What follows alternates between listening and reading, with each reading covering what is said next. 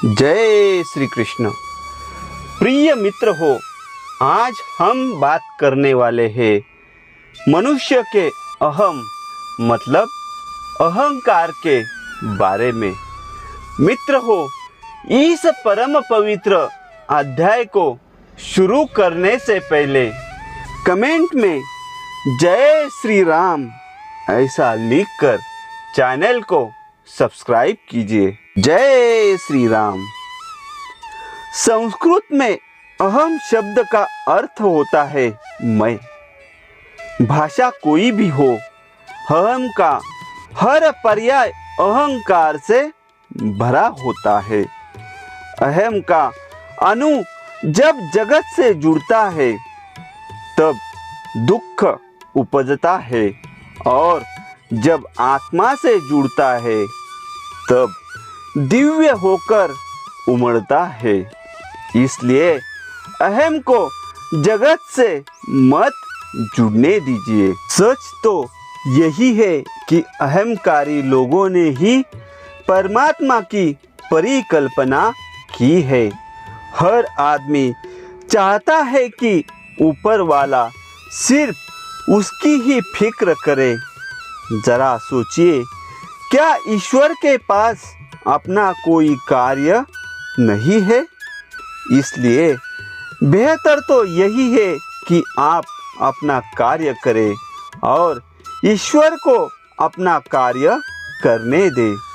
आदमी अपने अहम के कारण ईश्वर को अपने अनुकूल ढालने में लगा रहता है, लेकिन जब ईश्वर अपने अहम पर आ जाता है तब आदमी की कुछ भी नहीं चल पाती है। मित्र हो, हम अपने अहम के कारण ही व्यक्ति अथवा प्रकृति के सामने झुकने में अपना अपमान समझते हैं। इसलिए हमने भगवान को पत्थर बनाकर हर जगह बिठा दिया है और हम पत्थर के आगे झुकने में अपनी शान समझते हैं।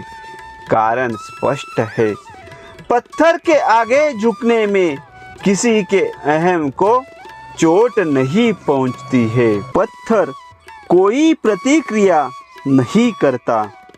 हम अपनी सुविधा अनुसार झुक लेते हैं और अपनी सुविधा अनुसार भगवान बिठाते रहते हैं।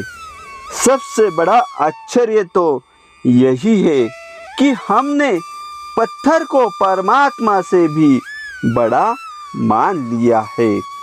अर्थात हमने अपने अहम को भगवान से भी बड़ा कर लिया है।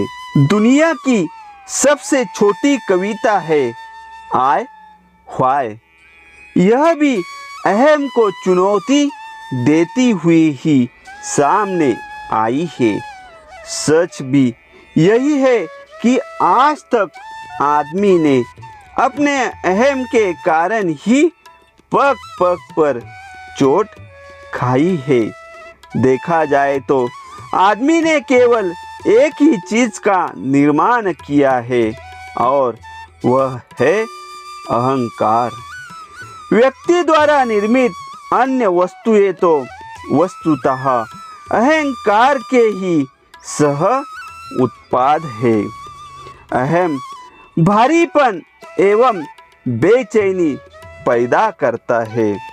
अहम तो रेत का किला है जो कभी भी गिर सकता है, बल्कि वह तो गिरा हुआ ही है। उसका होना तो महज भ्रम ही हो सकता है।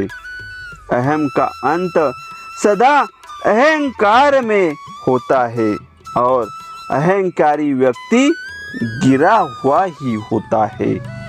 व्यक्ति जितना छोटा होता है उसका अहम उतना ही बड़ा होता है और अहम जितना बड़ा होता है आदमी उतना ही कष्ट उठाता है। मित्र हो, 10 गरीब आदमी एक कमरे में आराम से सो सकते हैं, किंतु दो राजा एक राज्य में एक साथ नहीं रह सकते। यदि आप चाहते हैं कि लोग आपको भला कहे, तो अपने अहम को अपने से छोटा करना ही पड़ेगा। अहम को बिल्कुल छोड़ा तो नहीं जा सकता। आज तक कोई छोड़ भी नहीं पाया है, किंतु कम तो किया ही जा सकता है। अहम तो सबसे बड़ी नकारात्मक ऊर्जा है, जिसके रहते आप कभी सफल नहीं हो सकते। मित्र हो, लाखों करोड़ों वर्षीय मानव सभ्यता की तुलना में किसी एक व्यक्ति का क्रियाशील कार्यकाल मुश्किल से 35 साल का हो सकता है। जरा सोचिए, एक नितांत ही नगण्य अंतराल और नगण्य योगदान के लिए अहम से भरे होने का औचित्य ही क्या है? जरा हिसाब लगाइए, आपके पास अहम करने लायक ऐसा क्या है जो दूसरों के पास नहीं है? शरीर, विचार, भाषा, संपदा, परिवार, सब कुछ तो समाज से ही प्राप्त किया है। फिर अहम किस बात का? याद रखें, अहम का असर आपके स्वास्थ्य और आपके कार्यकलापों पर ही पड़ता है, दूसरों पर नहीं पड़ता। इसलिए अहम को छोटा करने पर ही कोई व्यक्ति सफल हो सकता है। सफलता से विनम्रता आती है, अहंकार नहीं आता। आदमी की मूंछ और कुत्ते की पूंछ सदा ऊंची ही रहती है। इसके लिए दोनों को काफ़ी कठिनाइयों भी उठानी पड़ती है। कुत्ते की पूंछ मालिक के सामने हिलने तो लगती है, किंतु आदमी की मूंछ तो मंदिर में भी ऊंची ही रहती है। देखा जाए तो मंदिरों की इमारतें मूंछों के कारण ही खड़ी होती है। आदमी अपनी मूंछ को ऊपर से जितनी छोटी करता है, उसके भीतर भी कुछ उतनी ही बड़ी हो जाती है। यदि आपको जीवन में कुछ कर गुजारना है, तो अपने भीतर की मूंछों को बड़ी मत होने दीजिए। मित्र हो, संत कबीर ने कितनी मजेदार बात कही है।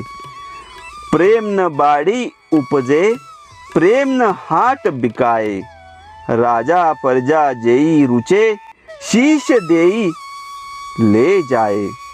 अर्थात प्रेम को उपलब्ध होने के लिए सिर कटवाना होगा, क्योंकि सिर ही अहम एवं विचारों का घर होता है।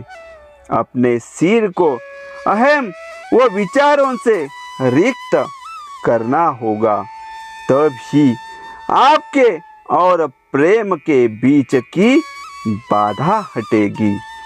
मित्र हो, यह एक उदाहरण के साथ समझते हैं। घमंडी लाल को इस बात का बड़ा घमंड था कि वह नास्तिक था। अपने अकाट्य तर्कों के आधार पर वह सबसे उलझता रहता था। ईश्वर को नकारने में उसके अहम की ही पुष्टि होती थी। एक बार वह भयंकर रूप से बीमार हुआ, मृत्यु निकट था।